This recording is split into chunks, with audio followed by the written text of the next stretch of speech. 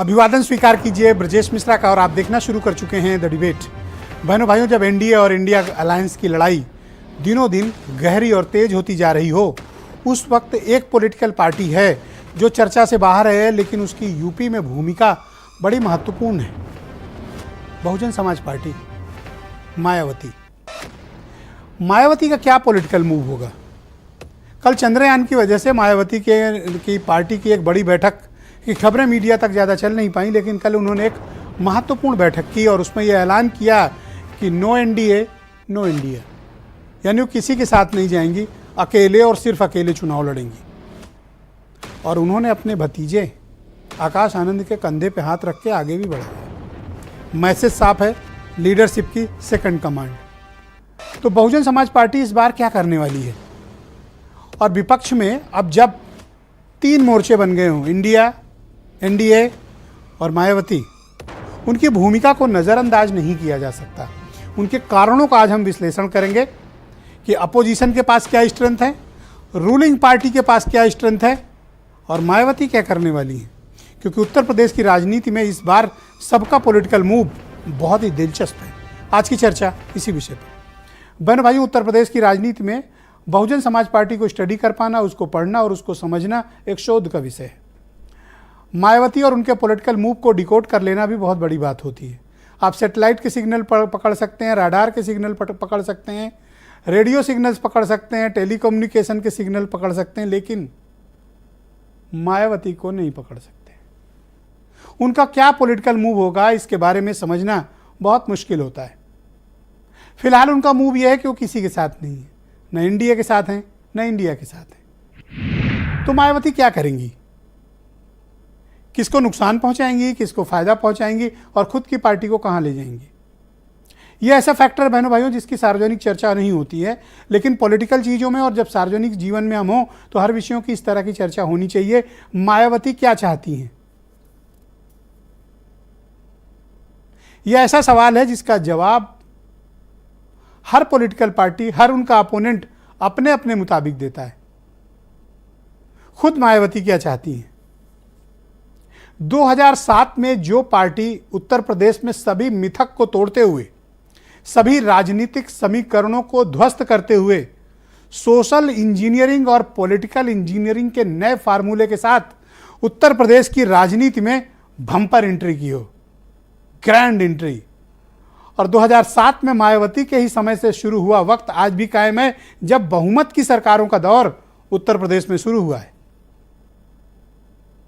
कुछ राजनीतिक सच्चाइयां जिन्हें हमें स्वीकारनी भी होंगी।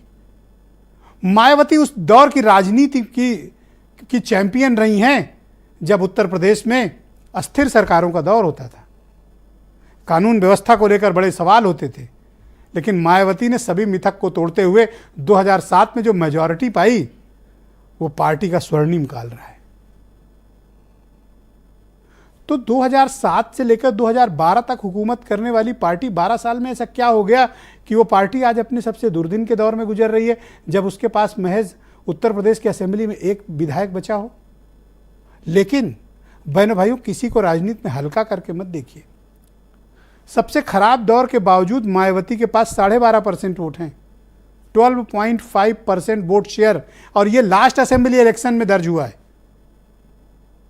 और पार्लियामेंट इलेक्शन जब समाजवादी पार्टी के साथ लड़कर मायावती आई, 10 मेंबर ऑफ पार्लियामेंट आज भी उनके पास हैं, 10। तो मायावती का आप पॉलिटिकल मूव क्या होगा, इसमें कोई दो राय नहीं है कि जो भी नीतियां बहुजन समाज पार्टी की मौजूदा दौर में रही हों, पिछले 12 सालों में, 13 सालों में सिर्फ पतन पतन और पतन की राह पर है बहुजन समाज पार्टी। कारण उसकी नीति भी हो सकती है, कारण उसके नेता का अपना तौर तरीका भी हो सकता है, या फिर वक्त और हालात बदल गए हों। जिन शोषित वंचित दलितों के लिए वो काम कर रही हों, वो सब एम्पावर्ड हो गए हों, वो सब सक्षम हो गए हों, समाज में उनको हो सकता है बराबरी का दर्जा भी मिल गया हो। शायद अब उन्हें मायावती की ज़रूरत नहीं है, और अगर है तो उसकी तादाद बहुत थोड़ी है। या फिर मायावती वक्त रहते अपने समाज के लोगों के संदेश को डिकोड नहीं कर पाई। कोई तो एक चूक हुई है, जिस चूक के कारण बहुजन समाज पार्टी आज इस स्थान पे खड़ी है। यूपी में दो पार्टियां देखते देखते रसातल में चली गई। पहले कांग्रेस गई, उसके बाद बहुजन समाज पार्टी। अब यहाँ बाइपोलर चुनाव है, या बीजेपी के साथ या समाजवादी पार्टी और उसके अलायंस के साथ। दो ही दल की राजनीति उत्तर प्रदेश में बची है, बाकी सब हाशिए पर लग चुके हैं। इसलिए मैं कहता हूं तीसरे अलायंस जैसी कोई मोर्चा फिलहाल बनेगा इसकी संभावना कम है। लेकिन हमें 12.5% वोट शेयर वाली मायावती को भी हल्के में नहीं लेना चाहिए, किसी को नहीं लेना चाहिए। तो अगर मायावती अकेले लड़ेंगी जैसा कि उन्होंने ऐलान किया है, और आकाश आनंद को वो जिस रफ्तार से आगे बढ़ा रही हैं, ये तो तय है कि वो आगे चलकर पार्टी की कमान संभालेंगे। लेकिन क्या आकाश आनंद कोई करिश्मा कर पाएंगे? लेकिन यूपी में उनकी सक्रियता 0 है, उन्हें अदर स्टेट्स में लगाया गया है।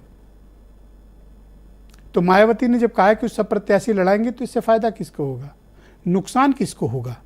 और बहुजन समाज पार्टी क्या गिरती हुई अपनी पॉलिटिकल साख को ऊपर ला पाएगी? बहन भाइयों, ये बहुत ही शोध का विषय है। मैं फिर कहता हूं कि बहुजन समाज पार्टी पर पूरी एक रिसर्च होनी चाहिए। जो भी राजनीतिक विज्ञान के विद्यार्थी हैं, शोधार्थी हैं, वो पढ़ें एक मूवमेंट से खड़ी हुई पार्टी कैसे पीक पे गई और कैसे देखते देखते धड़ाम हो गई। न वो समाज बदला है, न वो पीढ़ी बदली है, न वो विचार बदले हैं। तो ऐसा क्या हुआ कि बहुजन समाज पार्टी हाशिए पे लग गई है? इस पर व्यापक चिंतन की जरूरत है, सोचने की भी जरूरत है। उन गलतियों पर से भी पर्दा हटाने की जरूरत है जिनके चक्कर में ये सब हुआ। तो अब इस डिबेट को आज आगे बढ़ाएंगे, लेकिन प्रश्न यही है, खुद मायावती क्या चाहती हैं? आप कुछ स्टेटमेंट सुनिए। आज की डिबेट बड़ी दिलचस्प है। देखिए, मायावती का ये अपना फैसला है कि वो किससे लड़ गए, पर पिछला 2019 का चुनाव मिलके भी लड़ा था, गठबंधन ने मिलके भी लड़के देख लिया। भारतीय जनता पार्टी का गठबंधन जनता के साथ है और जनता भारतीय जनता पार्टी को प्यार कर रही है। मायावती जी अलायंस में जाने के लिए इतना ज्यादा कंफ्यूज क्यों हैं, ये बात समझ से परे है। आज जब हिंदुस्तान को इंडिया अलायंस को, इंडिया परिवार को जब आदरणीय मायावती जी की जरूरत है, तो वो क्लियरिटी के साथ इंडिया अलायंस के साथ आना क्यों नहीं चाहती हैं? और मैं समझता हूं कि उनका ये कहीं ना कहीं इस तरीके का इशारा ये दर्शाता है कि कहीं ना कहीं वो एनडीए की मदद तो नहीं कर रही है। 2024 में चूंकि देश का चुनाव प्रस्तावित है, सब जानते हैं परिवर्तन संकल्प है और कांग्रेस विकल्प है। वो अकेले चुनाव लड़े, सबको चुनाव लड़ने को अधिकार है, कोई भी अकेले चुनाव लड़ सकता है, मगर पूरा देश इंडिया के साथ है। तो बहनों भाइयों, आज की परिचर्चा को आगे बढ़ाते हैं। बहुजन समाज पार्टी के फॉर्मर